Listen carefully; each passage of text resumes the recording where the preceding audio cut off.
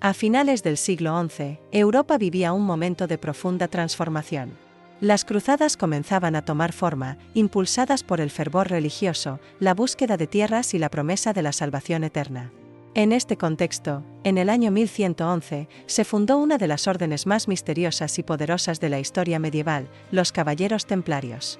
El origen de los templarios se remonta a Jerusalén, recién conquistada por los cruzados en el año 1107, durante la Primera Cruzada. La ciudad santa estaba bajo control cristiano, pero los caminos que llevaban a ella eran peligrosos y las peregrinaciones, un verdadero riesgo para quienes viajaban desde Europa.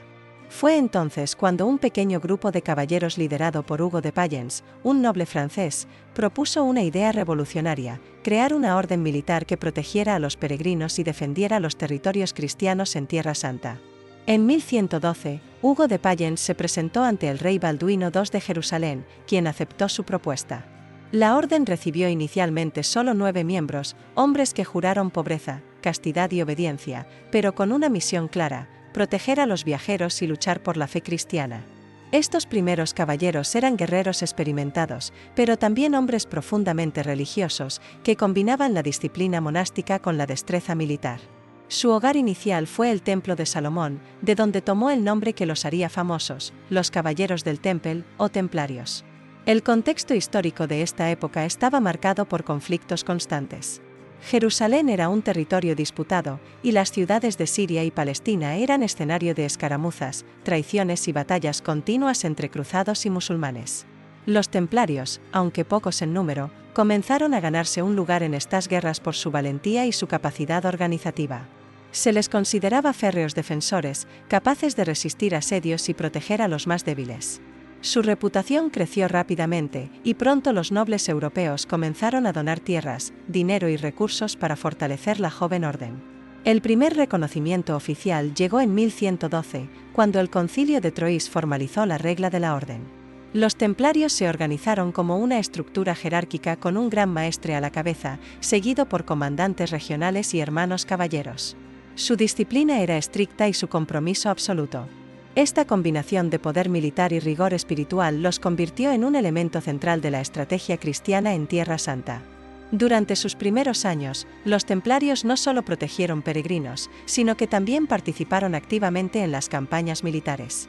Su valentía en batallas como la defensa de Jerusalén frente a ataques de fuerzas musulmanas comenzó a cimentar su leyenda. A pesar de ser pocos en número, su organización, su entrenamiento y su devoción les permitieron imponerse en escenarios donde otros ejércitos fracasaban. Sin embargo, sus primeros logros también trajeron desafíos. La necesidad de financiamiento y apoyo político llevó a la orden a establecer vínculos con la nobleza europea y con la Iglesia. Este proceso de consolidación marcaría el inicio de un ascenso que pronto convertiría a los templarios en una de las fuerzas más influyentes de la cristiandad, pero también en un objetivo de envidias y sospechas que se prolongarían por siglos. En este primer capítulo de su historia, los templarios pasaron de ser un pequeño grupo de caballeros devotos a una orden reconocida oficialmente, con reglas claras y una misión estratégica: proteger la fe y los caminos hacia Tierra Santa. Sus humildes comienzos en Jerusalén, su relación con el rey Balduino y su primera organización militar y espiritual sentaron las bases de una historia que transformaría la Edad Media. Tras su fundación y el reconocimiento oficial en el Concilio de Troyes, los templarios comenzaron a expandir su influencia más allá de Jerusalén. A partir del año 1113, la orden inició un proceso de crecimiento sin precedentes, apoyada tanto por la nobleza europea como por la Iglesia. Su fama como guerreros disciplinados y protectores de los peregrinos se propagó rápidamente por Francia, Inglaterra y otros reinos cristianos, y con ella llegaron donaciones de tierras, castillos y riquezas que permitieron a la orden consolidarse como una fuerza militar y económica. Los templarios no solo luchaban en los campos de batalla, sino que también se convirtieron en una especie de red financiera medieval. Sus propiedades en Europa generaban ingresos que sostenían las operaciones en Tierra Santa. Este modelo pionero permitió a la orden actuar como banco para nobles y peregrinos, ofreciendo custodia de bienes, préstamos y transacciones seguras. La combinación de poder militar y fortaleza económica los convirtió en un actor clave en la política europea y en el escenario de las cruzadas. En Tierra Santa, los templarios participaron en numerosas campañas militares. En 1114 y 1115, lucharon en la defensa de Jerusalén y en las ofensivas contra los territorios controlados por los musulmanes.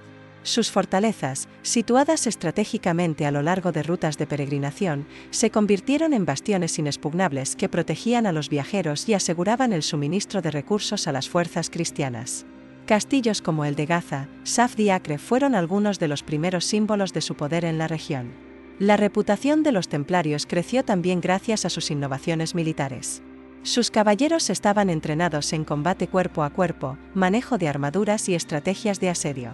Además, la orden introdujo técnicas de disciplina y organización que pocos ejércitos podían igualar en la época. Su lema, Non nobis domine non nobis sed nomini tuo da gloriam, reflejaba la devoción absoluta a Dios y la dedicación de cada acción militar a la fe cristiana, un elemento que fortalecía su cohesión interna y su autoridad moral ante el mundo medieval. A mediados del siglo XII, los templarios empezaron a consolidar alianzas con otras órdenes militares, como los hospitalarios y los caballeros de Santiago. Estas alianzas no solo les permitieron coordinar mejor las defensas de Tierra Santa, sino también intercambiar conocimientos estratégicos y recursos. Las relaciones con la nobleza europea se estrecharon, y muchas familias reales veían en los templarios un instrumento de prestigio y poder, capaz de proteger intereses políticos y religiosos a miles de kilómetros de distancia. Sin embargo, el crecimiento también trajo tensiones. La riqueza acumulada y la independencia de la orden despertaron sospechas y envidias, incluso dentro de la Iglesia. Algunos clérigos y nobles veían con recelo cómo los templarios se consolidaban como un poder autónomo, con fortalezas inexpugnables, recursos económicos propios y la capacidad de movilizar ejércitos de manera independiente. Aún así, la orden mantuvo su misión central, la protección de los peregrinos y la defensa de los territorios cristianos en Oriente. Hacia finales del siglo XII, los templarios se habían transformado en una estructura sólida, con presencia en Europa y Tierra Santa, redes financieras complejas y una reputación que mezclaba respeto, temor y admiración. Sus caballeros eran ahora reconocidos como los guardianes de la cristiandad en la región más conflictiva de la época y su influencia seguía creciendo, marcando el inicio de una era en la que la orden sería protagonista de batallas, intrigas políticas y la lucha por la supervivencia de los territorios cristianos en el Levante. A finales del siglo XII, la Tierra Santa estaba bajo amenaza tras la expansión de Saladino, el sultán que unificó Egipto y Siria bajo su mando y que buscaba recuperar Jerusalén para el Islam. En 1187, Saladino logró tomar la ciudad de Jerusalén, un golpe devastador para los reinos cristianos y para los templarios, cuya misión principal había sido la protección de los lugares santos y los peregrinos. La pérdida de Jerusalén desató la convocatoria de la Tercera Cruzada liderada por figuras emblemáticas de la Europa medieval, el rey Ricardo Corazón de León de Inglaterra, Felipe II de Francia y el emperador Federico Barbarroja del Sacro Imperio Romano.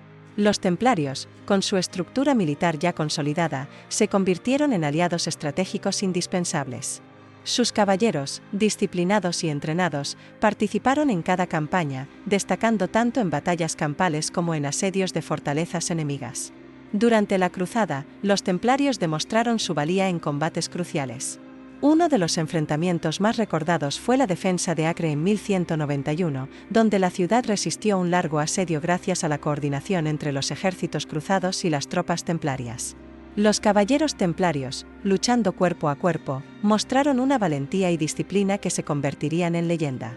La orden también destacó por su habilidad logística, asegurando el suministro de armas, alimentos y recursos para sostener las largas campañas en territorios hostiles. Más allá de las batallas, los templarios ejercieron un papel diplomático. Su prestigio les permitió actuar como mediadores entre los reyes cristianos y, en ocasiones, con líderes musulmanes.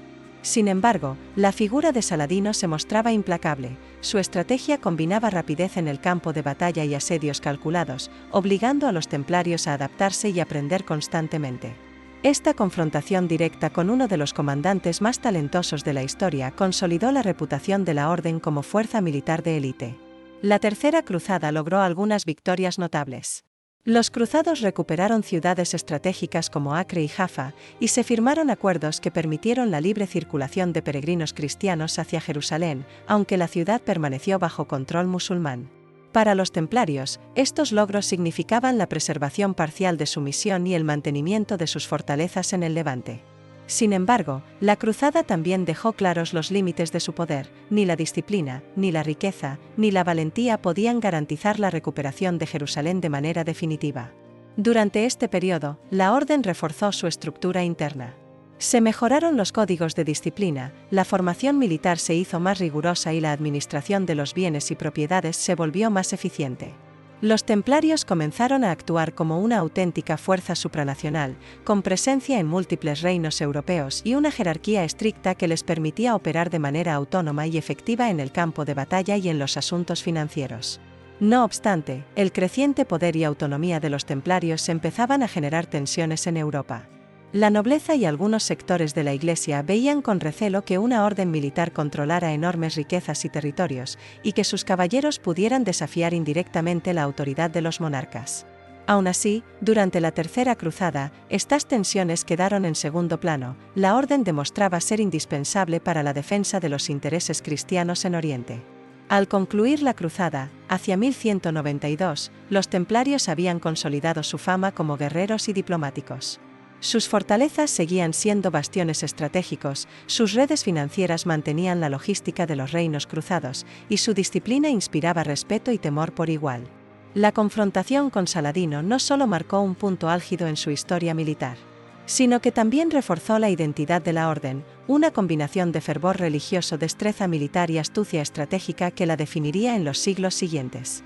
Tras la Tercera Cruzada, a comienzos del siglo XIII, los templarios regresaron a Europa no solo como héroes de guerra, sino también como una de las organizaciones más influyentes de la época. Su reputación militar, unida a la enorme riqueza acumulada durante las campañas en Tierra Santa, les permitió establecer un imperio financiero que abarcaba gran parte del continente.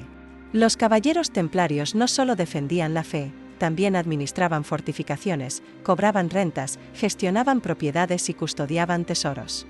Se convirtió en una práctica común que nobles y monarcas depositaran sus riquezas en templos templarios, confiando en la seguridad y discreción de la orden. Sus fortalezas eran a la vez castillos y bancos, y sus redes de comunicación y transporte facilitaban préstamos, pagos y el comercio transcontinental.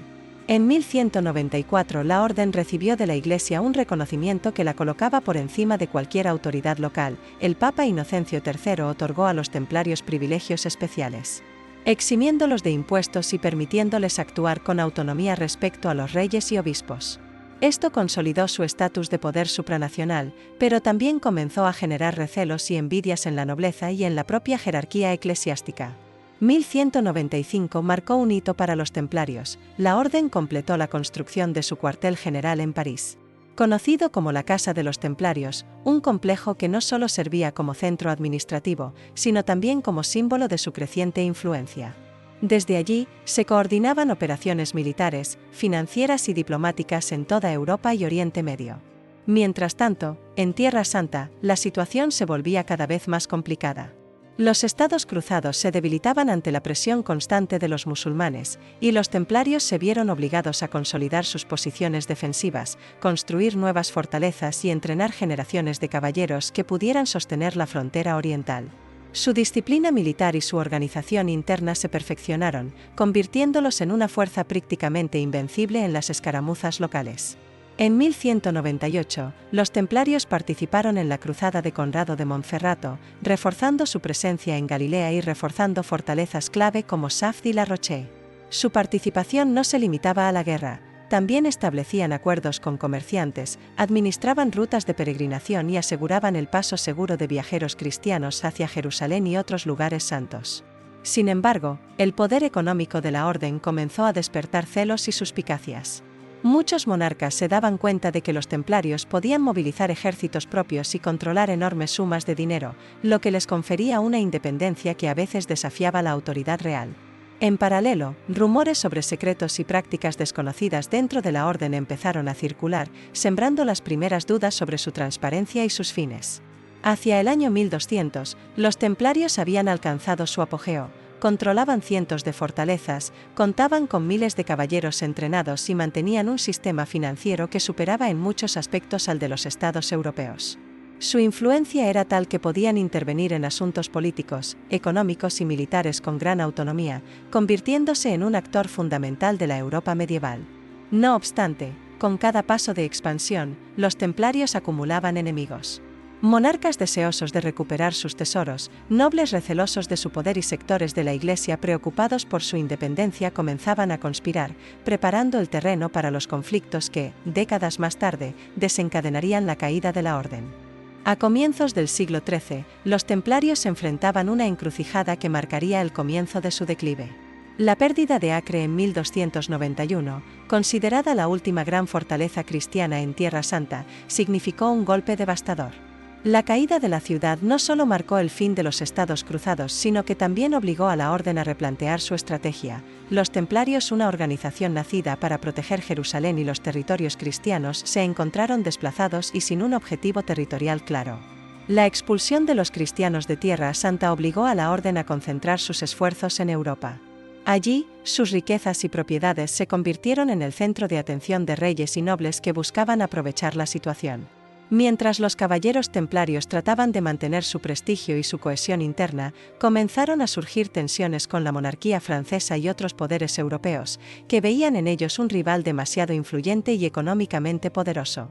En 1227, bajo el reinado de Felipe el Hermoso de Francia, se intensificaron los rumores sobre supuestos abusos y secretos oscuros dentro de la orden. Acusaciones de herejía, blasfemia y prácticas ocultas comenzaron a circular, muchas veces sin pruebas claras, pero suficientes para generar sospechas y justificaciones para intervenir contra los templarios. La combinación de poder económico, independencia militar y misterio religioso se convirtió en un cóctel peligroso. Durante la década de 1227 a 1230, los templarios lucharon por preservar su legitimidad. Presentaron defensas ante la Iglesia y reforzaron su disciplina interna, pero el terreno político se había vuelto en su contra. La popularidad que habían alcanzado en Europa comenzó a erosionarse debido a la campaña de desprestigio liderada por Felipe y ciertos sectores clericales que buscaban recuperar el control sobre sus riquezas. En 1231, el Papa Juan XXI murió, y su sucesor, el Papa Clemente V, se convirtió en una figura crucial en la historia de la orden. Aunque inicialmente favorable a los templarios, Clemente se vio presionado por Felipe de Francia, quien deseaba liquidar la independencia de la orden y apoderarse de sus tesoros. Lo que comenzó como una serie de acusaciones políticas y económicas se transformó lentamente en un proceso legal que cambiaría para siempre el destino de los caballeros templarios. Mientras tanto, en Europa, los templarios seguían siendo una fuerza formidable. Sus fortalezas, su organización militar y su red financiera continuaban funcionando, y muchos nobles confiaban en ellos para proteger sus intereses. Sin embargo, la sombra de la persecución y la presión de los monarcas crecía día a día. La orden se encontraba atrapada entre su legado heroico en Tierra Santa y la creciente hostilidad de las cortes europeas. El final de esta etapa, a mediados del siglo XIII, dejó claro que los templarios, aunque todavía poderosos, habían entrado en una fase de vulnerabilidad. Su riqueza y su prestigio los hacían objetivos y la combinación de enemigos políticos.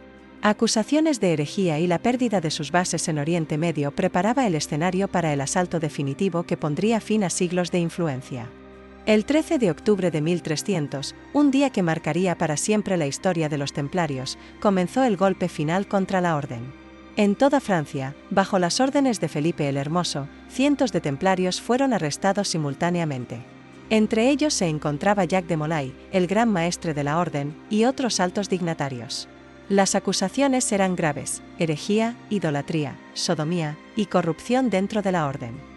Muchos de estos cargos se basaban en testimonios obtenidos bajo tortura y en rumores cuidadosamente difundidos para desacreditar a los caballeros. Los templarios fueron conducidos ante tribunales eclesiásticos, y las investigaciones iniciadas por el Papa Clemente V parecían mostrar una imparcialidad que en realidad era ilusoria. Felipe de Francia, ávido de las riquezas de la orden, ejercía una presión constante sobre el pontífice, buscando justificar legalmente la confiscación de los bienes templarios. En 1301, los templarios se vieron atrapados en un proceso judicial que combinaba religión, política y ambición económica. A pesar de las acusaciones, muchos templarios se defendieron con valentía, negando los cargos y recordando su servicio en Tierra Santa. Jacques de Molay, en particular, mantuvo su inocencia y la de la orden, afirmando que los templarios habían vivido siempre según los principios de la fe y la disciplina militar. Sin embargo, las pruebas, fabricadas o exageradas, y la presión de la corona francesa, hicieron imposible una defensa justa. En 1302, los templarios comenzaron a ser condenados a prisión perpetua y en algunos casos a torturas y ejecuciones. El Papa Clemente V, buscando un equilibrio entre la justicia y la política, emitió la bula Vox in excelso, que oficialmente disolvía la Orden de los Templarios. Sus propiedades fueron transferidas en gran parte a la Orden de los Hospitalarios, aunque una porción significativa quedó bajo control de la corona francesa. El 13 de marzo de 1304, Jacques de Molay y otros cabecillas fueron quemados vivos en la isla de los judíos, frente a París. Su muerte simbolizó el fin oficial de la orden, pero también dio origen a leyendas que se extenderían durante siglos, maldiciones, secretos ocultos y misterios que vincularían a los templarios con tesoros escondidos y conocimientos prohibidos.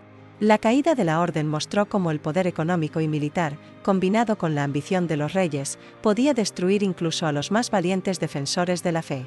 Aunque desaparecieron oficialmente, la memoria de los templarios sobrevivió en la imaginación popular, en la arquitectura de sus fortalezas, en los manuscritos y en las leyendas que contaban sobre su riqueza y su misterio. Su historia se convirtió en un ejemplo de cómo la gloria y el poder pueden volverse en contra de quienes los poseen, y cómo la política y la codicia pueden derribar incluso a los más invencibles. La disolución de los templarios no significó simplemente la pérdida de una orden militar, representó un cambio profundo en Europa. El poder centralizado de los monarcas y la Iglesia comenzaba a redefinir las reglas del juego, desplazando a los actores independientes que, como los templarios, habían logrado influir en el destino de reinos enteros. Tras la disolución de la orden en 1304, los templarios desaparecieron oficialmente de la escena política y militar de Europa, pero su historia estaba lejos de terminar. Desde ese momento, comenzaron a surgir leyendas que vinculaban a los templarios con tesoros ocultos, documentos secretos y conocimientos esotéricos, un misterio que fascinó a historiadores, aventureros y escritores durante siglos. Se decía que antes de su caída, los templarios habían trasladado parte de sus riquezas y reliquias a lugares seguros. Castillos, monasterios y fortalezas guardaban secretos que, según los rumores, incluían no solo oro y joyas, sino también objetos de valor religioso incalculable, como supuestas reliquias de la Pasión de Cristo. El Santo Grial, el Arca de la Alianza y otros símbolos sagrados fueron asociados con la orden en la imaginación popular, aunque la evidencia histórica directa era escasa. Además, la estructura de los templarios, con su disciplina estricta y sus rituales secretos, alimentó la idea de que poseían conocimientos ocultos sobre alquimia, cabalística y técnicas de combate que habían mantenido fuera del alcance de la mayoría. Se especulaba que los sobrevivientes continuaron en la clandestinidad, influyendo en otras órdenes militares y en movimientos esotéricos que surgieron posteriormente en Europa. El mito templario también se consolidó en la arquitectura y en la toponimia. Castillos, torres y capillas conservaban inscripciones y símbolos que algunos interpretaron como códigos o mapas de sus tesoros. El sello de los templarios, con 2 caballos montando en una sola montura, y la cruz patada, se convirtieron en símbolos de misterio y poder que atravesaron los siglos. La influencia cultural de los templarios se extendió más allá de sus propiedades físicas. En la literatura medieval y moderna, su historia fue adaptada en romances, relatos de aventuras y, siglos después, novelas y películas que reforzaron su imagen de caballeros valientes, guardianes de secretos y víctimas de la codicia humana. La fascinación por los templarios se convirtió en un fenómeno que cruzó fronteras y generaciones, consolidando su leyenda como una de las más poderosas del mundo occidental. Aunque ya no existían como orden, la memoria de los templarios continuó inspirando movimientos esotéricos, sociedades secretas y organizaciones que afirmaban seguir sus principios o buscar sus tesoros. Esta persistencia en la cultura popular demuestra que, aunque los templarios habían sido destruidos como institución, su influencia trascendía la historia oficial, transformándose en un símbolo de valentía, misterio y resistencia frente al poder. La historia de los templarios desde su nacimiento en Jerusalén hasta su disolución en París es un testimonio de cómo la fe, el poder y la ambición pueden entrelazarse en una narrativa que perdura más allá de la muerte de quienes la vivieron. Y mientras los documentos históricos nos cuentan los hechos, las leyendas nos recuerdan que algunos secretos parecen estar destinados a permanecer ocultos, invitando a nuevas generaciones a buscar y reinterpretar la historia de estos caballeros del pasado. Aunque la Orden del Temple fue disuelta hace más de 7 siglos, su legado ha perdurado en la historia, la cultura y la imaginación colectiva. Los templarios se convirtieron en un símbolo universal de misterio, valentía y conocimiento oculto, influyendo en la literatura, el cine, los videojuegos y las sociedades secretas modernas. A lo largo de los siglos, grupos esotéricos y fraternidades han reivindicado el espíritu templario, utilizando su iconografía y principios como inspiración. La cruz patada, la espada y el caballo doble se han convertido en emblemas reconocibles que evocan fuerza, disciplina y secreto. Incluso organizaciones masónicas han incorporado referencias templarias, manteniendo viva la idea de una herencia espiritual y moral que trasciende la historia oficial. En la arqueología y el turismo, los templarios dejaron una huella tangible. Castillos fortificados, iglesias y fortalezas en toda Europa y Tierra Santa muestran vestigios de su arquitectura y planificación militar. Estos lugares no solo atraen a historiadores, sino también a curiosos y aventureros que buscan conectar con la historia y el misterio de la orden. Además, los templarios siguen alimentando teorías conspirativas. Desde supuestos tesoros escondidos hasta secretos religiosos perdidos, pasando por vínculos con el Santo Grial y sociedades ocultas, su imagen ha sido reinterpretada constantemente, combinando hechos históricos con mitos y especulación. Esta mezcla de realidad y leyenda ha convertido a los templarios en protagonistas de un relato que continúa creciendo, siglos después de su desaparición. Su historia también nos deja lecciones claras: el poder sin control puede ser destructivo, la codicia puede derrotar incluso a los más valientes y la memoria histórica puede sobrevivir mucho más allá de la existencia física de quienes la protagonizaron. Los templarios, caballeros de la fe y soldados de un reino espiritual, son recordados no solo por sus batallas y su riqueza, sino por la fascinación que aún generan y por los misterios que inspiran. Hoy, al recorrer los antiguos caminos que defendieron, al observar las fortalezas que levantaron o al estudiar los documentos que sobrevivieron a la persecución, comprendemos que los templarios no fueron simplemente un capítulo de la historia medieval, fueron arquitectos de un mito que sigue vivo. Su legado, mezcla de realidad, valentía y misterio, continúa despertando la curiosidad de historiadores, exploradores y soñadores, recordándonos que algunas historias nunca mueren, sino que se transforman en leyenda. Los templarios desaparecieron como orden, pero su espíritu perdura, uniendo el pasado y el presente en un hilo de misterio, valentía y conocimiento que sigue fascinando al mundo entero. Y así concluye la historia de los caballeros templarios, una historia de gloria, traición y misterio que aún hoy nos invita a buscar, descubrir y asombrarnos.